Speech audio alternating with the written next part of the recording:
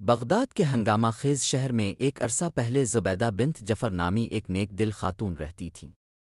وہ عباسی سلطنت کے سب سے طاقتور حکمران خلیفہ ہارون الرشید کی زوجہ تھیں۔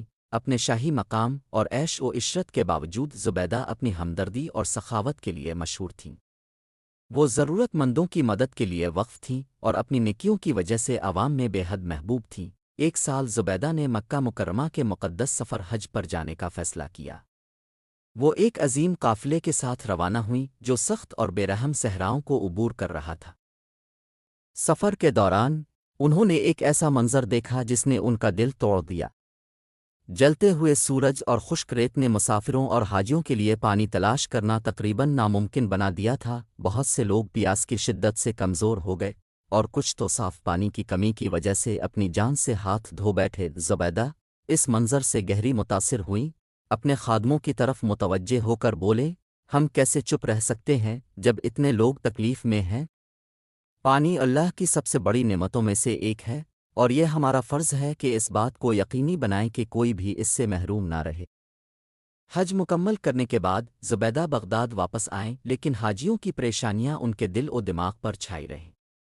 انہوں نے اس مسئلے کا حل نکالنے کا عزم کر لیا۔ انہوں نے اپنے سلطنت کے بہترین انجینئرز، معماروں اور علماء کو بلایا اور اپنا خواب ان کے سامنے رکھا۔ انہوں نے ایک نہر کا تصور پیش کیا جو مکہ مکرمہ کے بنجر علاقوں میں تازہ پانی لائے گی۔ انجینئرز اس منصوبے کی وسعت دیکھ کر حیران رہ گئے۔ مکہ تک کا فاصلہ بہت زیادہ تھا، زمین مشکل تھی اور لاگت بے حد تھی، لیکن زبیدہ کے عزم میں کوئی کمی نہ آئی۔ انہوں نے کہا، جو بھی کرنا پڑے کرو، اگر ہر بیلچے کی ضرب پر ایک سونے کا سکہ خرچ ہو تو میں اسے ادا کروں گی۔ یہ اللہ کے لیے ایک فریضہ ہے۔ زبیدہ کی نگرانی میں نہر زبیدہ کی تعمیر کا کام شروع ہوا۔ سلطنت بھر سے مزدوروں اور کاریگروں کو اس عظیم منصوبے میں حصہ لینے کے لیے بلایا گیا۔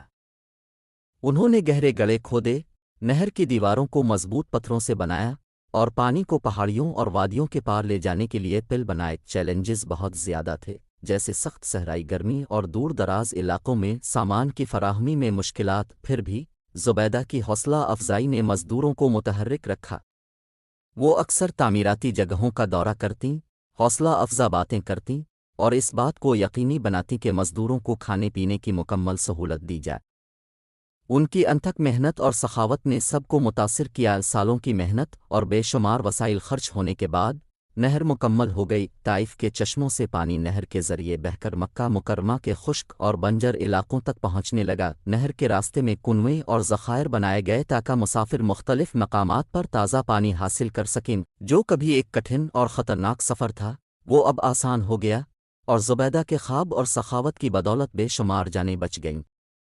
نہر زبیدہ کے نام سے جانی گئی، حاجیوں کے لیے زندگی کا سہارا اور ان کی بے غرضی کی علامت بن گئی۔ لوگ ان کی مصیبت زدہ لوگوں کی مدد کے لیے غیر متزلزل عزم کی تعریف کرتے۔ ان کا نام شکر گزاری اور عقیدت کے ساتھ لیا جاتا، اور ان کی کہانی دور دور تک پھیل گئی۔ صدیوں بعد بھی زبیدہ کی میراث زندہ رہی۔ ان کی کہانی لوگوں کو ہمدردی کی طاقت اور انسانیت کی خدمت کے لیے اپنے وسائل کے استعمال کے اثرات کی یاد دلاتی ہے۔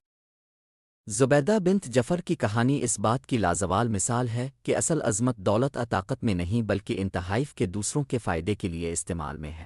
انہوں نے سکھایا کہ ضرورت مندوں کی مدد کرنا عبادت کا ایک اعلیٰ ترین عمل ہے، اور حقیقی سخاوت وہ ہے جو بدلے میں کسی چیز کی توقع کے بغیر دی جائے۔